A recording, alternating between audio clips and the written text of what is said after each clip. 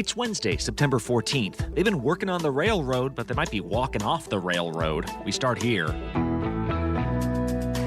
We were already worried for the economy, and that was before a potential rail strike. We're talking about 60,000 freight rail workers going on strike. It hasn't happened in more than 30 years. Emergency meetings are being held at the White House while we could all be paying full freight and then some. President Biden's excited about the Detroit Auto Show, but are factory workers excited about him? You have a, moderate income level city, so people you don't have that extra cushion. If the midterms are all about the economy, our team went to Michigan to see how the economy is impacting voters. And Elon Musk wanted a reason to get out of buying Twitter. An employee inside the company could take over the accounts of all of the senators in this room. Did a tech whistleblower just give him his wish? From ABC News, this is Start Here. I'm Brad Milkey.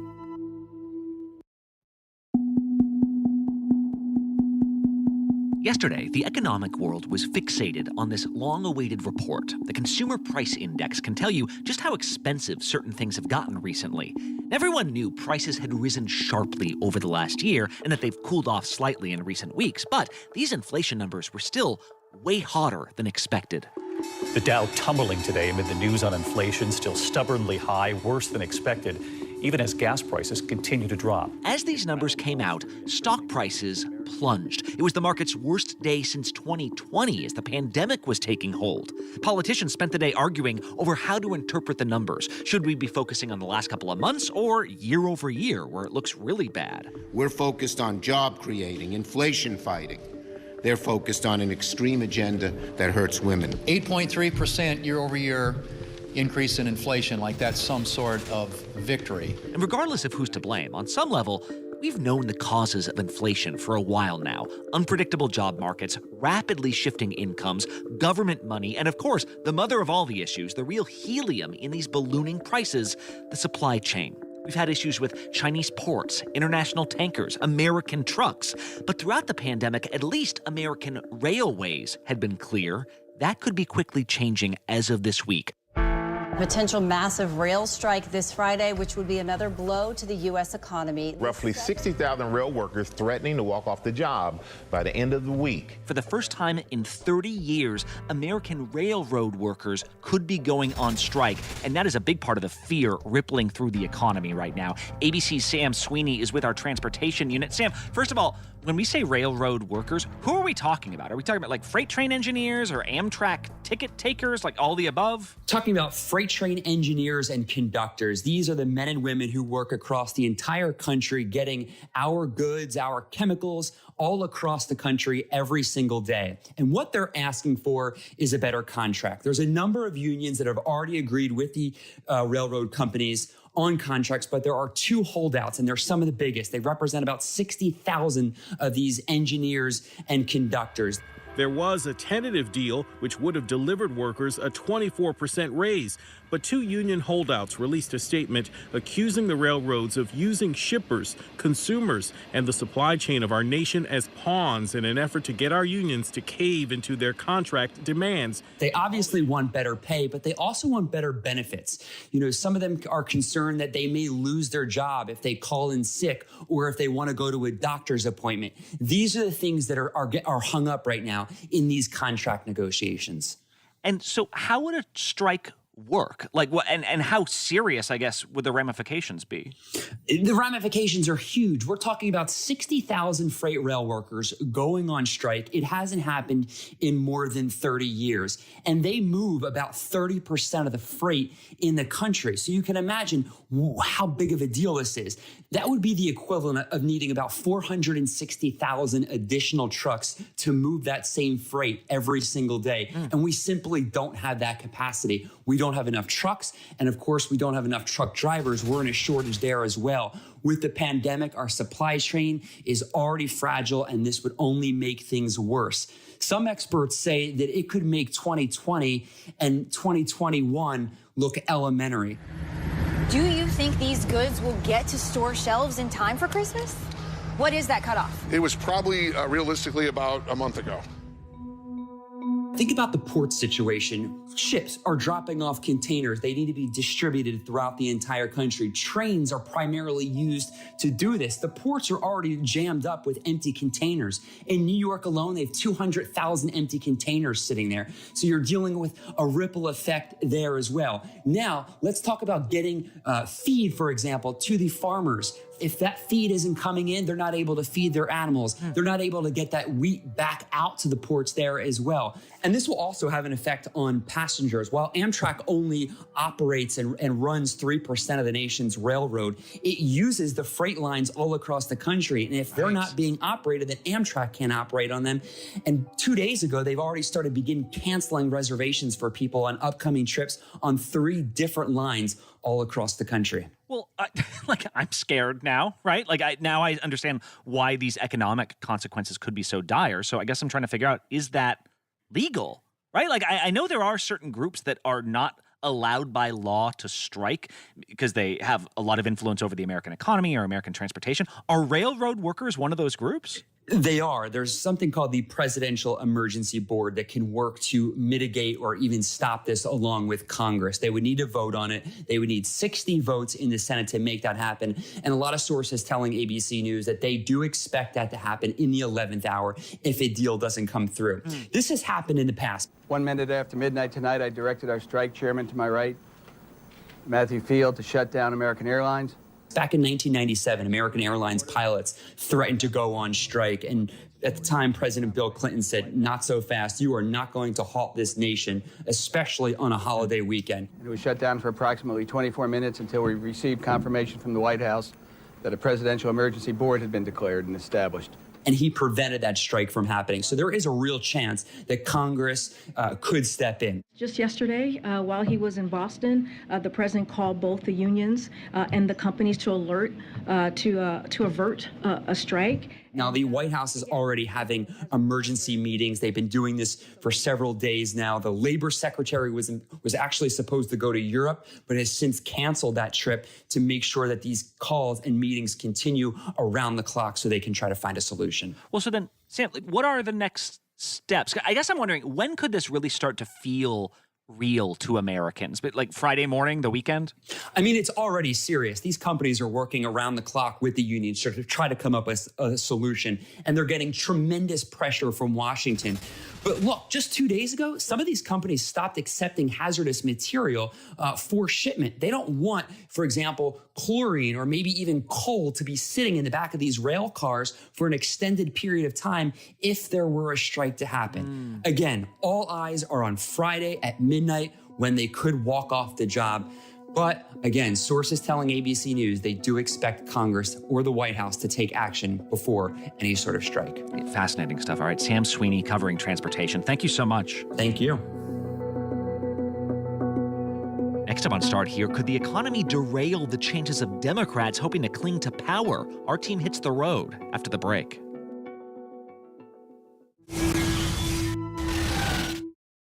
This is ABC News Live. The crush of families here in Poland. At refugee centers in Putin's Russia. On the ground in Ukraine. Close to the front line. Here at the White House. Destructive Cat 4 storm. Here along I-5. Boston is in the bullseye. Let's go. We made it. ABC News Live, America's #1 streaming news. Anytime, anywhere. Streaming 24/7 straight to you for free. Thank you for making ABC News Live America's #1 streaming news. Bring them on. If only there was a place in the morning to start my day. With a smile, somewhere to help me get in the know. A place as spectacular as, well, me. I think we might know a place, right, guys? Bring your friends. Oh, wait, there is. Good morning, America. GMA, 7A, every day. Boom, boom, boom. Good morning, Michael. Good morning, Robin. Good morning, America. How are you? Boom. Now that's how you start your day, people. All right, here we go. You ready? Let's do it. Yes, it's the show America wants and America needs right now. This is What Would You Do? Let's go. How are you? How cute. Yes. So what will you be watching Saturdays on ABC News Live? What would you do? Hey, I guess I just found out. The What Would You Do Marathon, 12 to 6 Eastern, every Saturday on ABC News Live.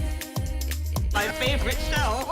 As of today, in a big way, we have inaugurated abcnews.com. A lot has changed in our world since Peter made that announcement. But what hasn't changed is the commitment to groundbreaking reporting and innovation at abcnews.com. And here's to everything ahead.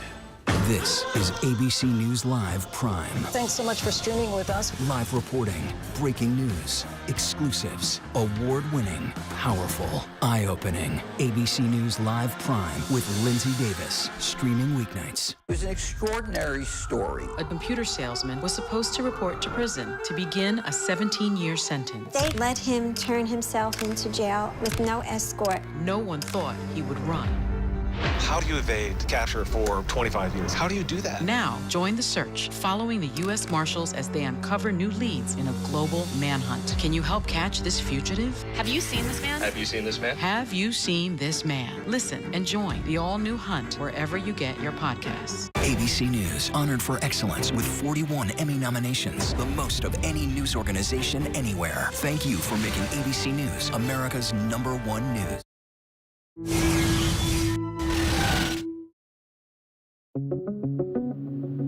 So if you were the president looking at this potential transit nightmare, at inflation that's failed to stop, what would you do next? Because today, President Biden's going to Detroit to tout the Inflation Reduction Act. He's expected to talk less about prices and more about cars. After all, it's the beginning of the Detroit Auto Show, and the Inflation Reduction Act does a little less to reduce inflation than it does to assist the booming electric vehicle industry. But with all that in mind, it makes you wonder, with midterms less than 2 months away now, how are voters actually feeling about this economy? How could prices and cars and gasoline affect their votes? Well, recently, ABC's White House correspondent Mary Alice Parks took a road trip to Michigan. This is part of a special project between Start Here and ABC News Live, examining the issues driving these midterms. So, I want to hand off the mic to Mary Alice.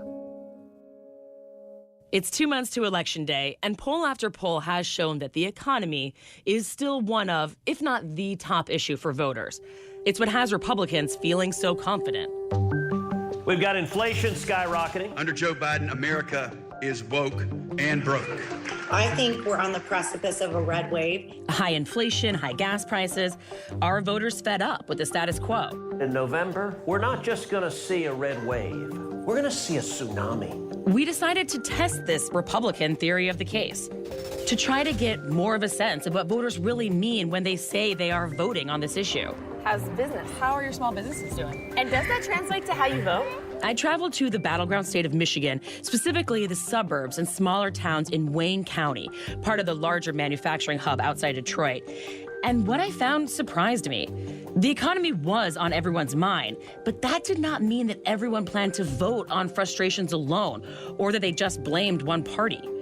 And nothing here felt like a home run for Republicans. In fact, the conversations about the economy and how that translated into votes was much, much more complicated. We're about 40 minutes from downtown Detroit, and if you go 40 minutes in the other direction, you're in farmland, and you can kind of feel that in between right here. Wayne County as a whole is blue, really blue. It includes all of Detroit. But this area east of the city has much more suburban and even rural pockets, long stretches of highway in between towns. The margins here can be enough to swing a statewide race. All of a sudden was surrounded by green and trees and parking. As a political reporter, I love checking in with moms of young kids. Statistically, there are a lot of swing voters in that group.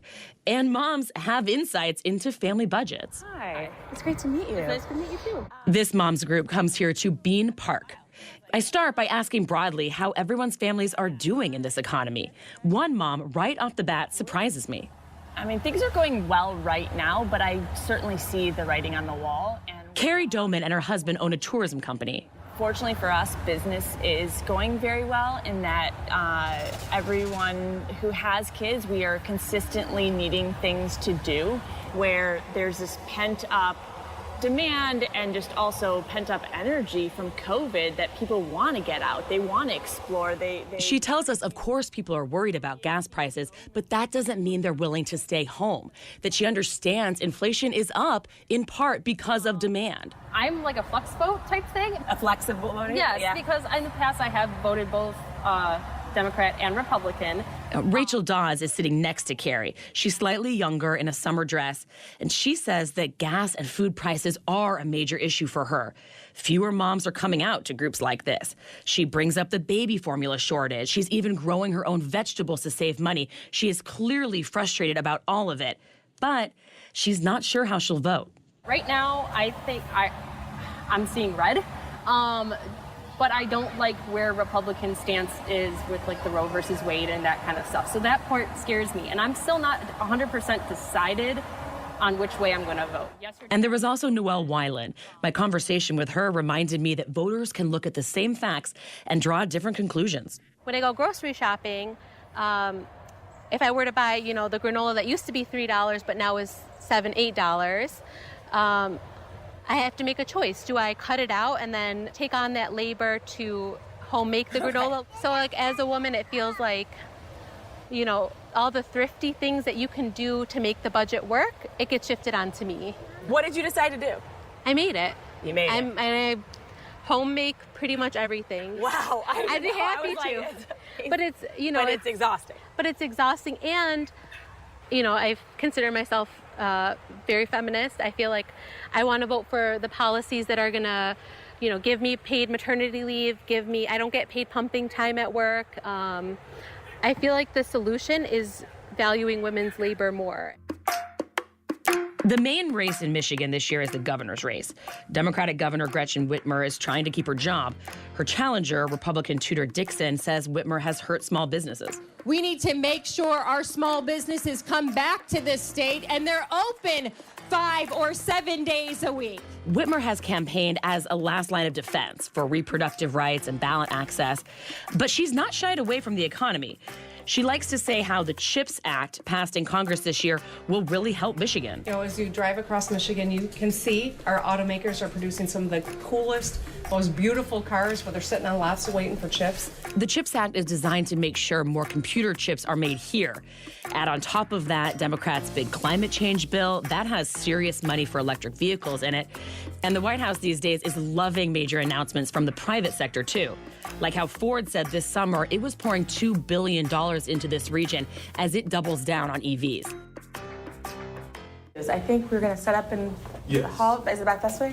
So, yes. Leaders from the United Auto Workers Local 600 union in Dearborn are excited, and they're hopeful when they're talking about the transition to electric vehicles. It kind of takes me back to days when I was a young girl watching the Jetsons, and you think about the future, and this is how it's going to be. And then from a union standpoint, I feel secure about my job and knowing that someone is thinking ahead for my future. I have to tell you, I was expecting a little more concern, reticence from these union workers.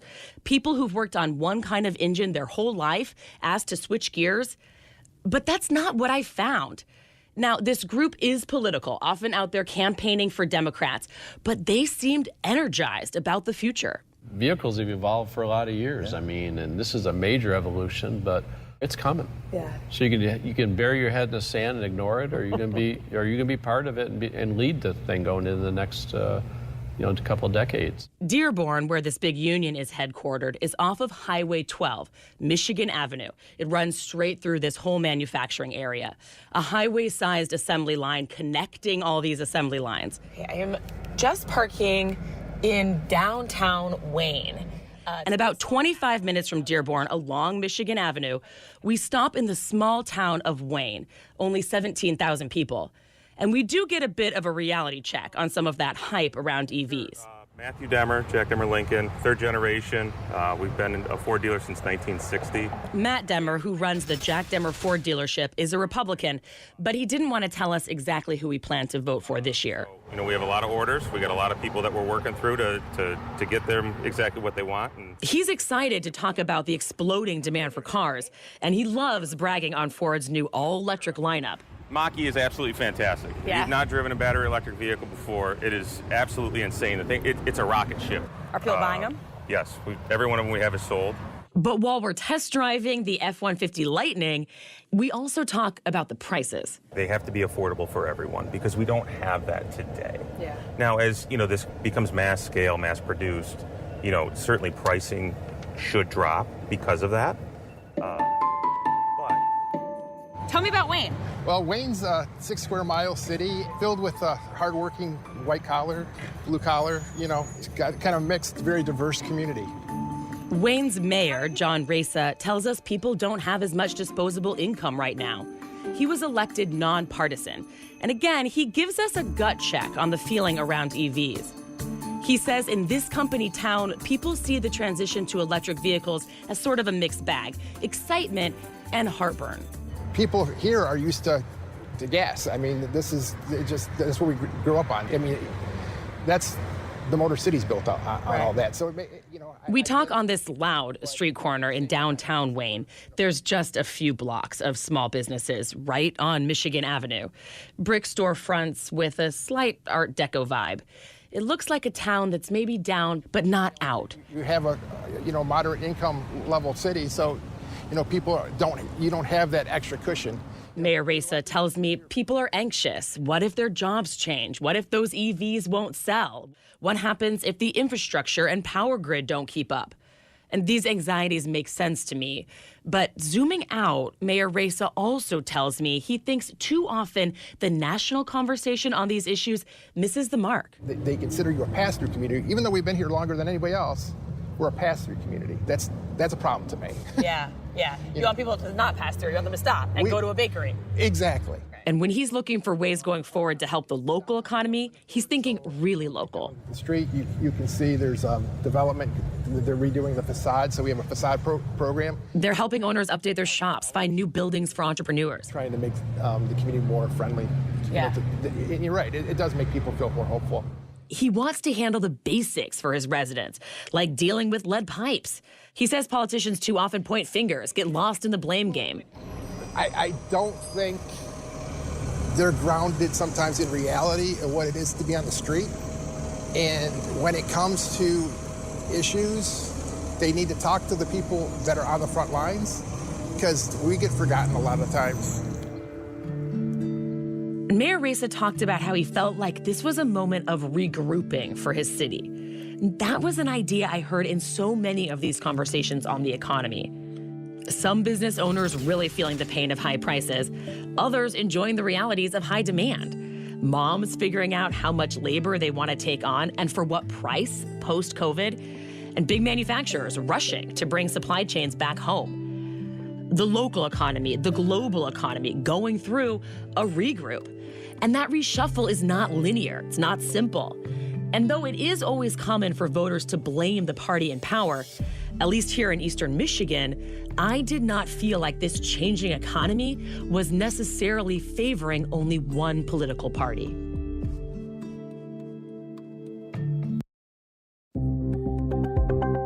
And one last thing.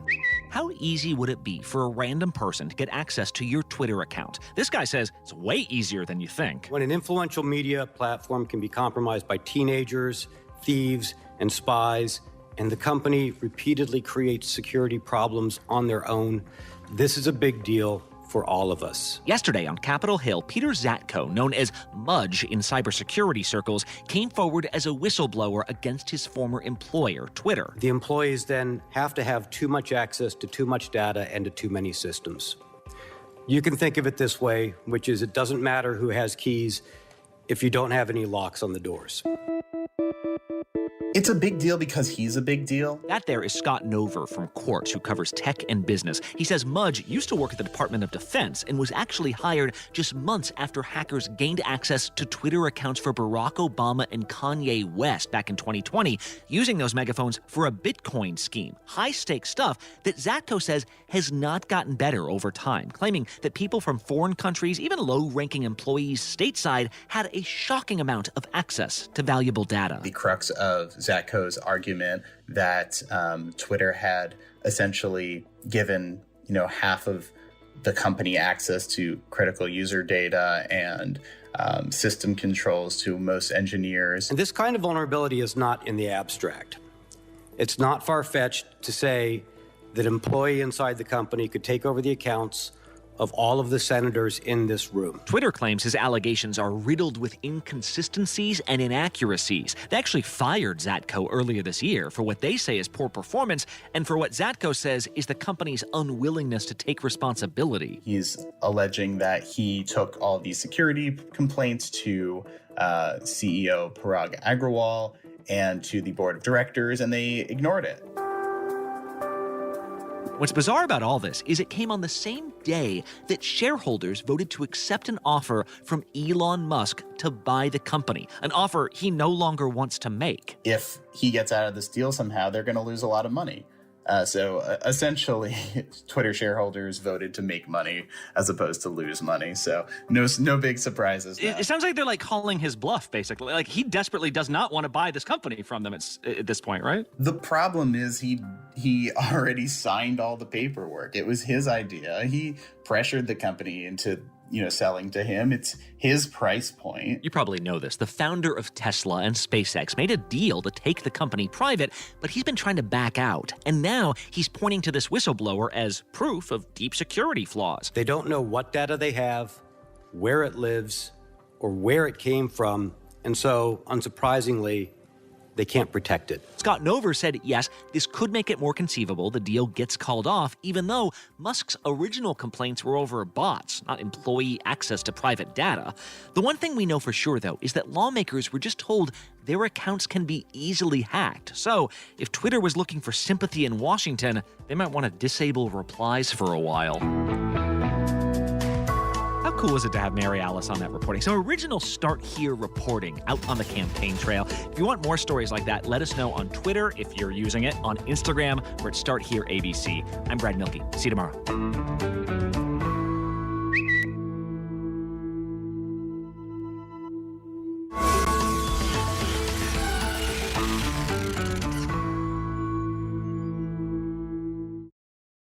All right, here we go. You ready?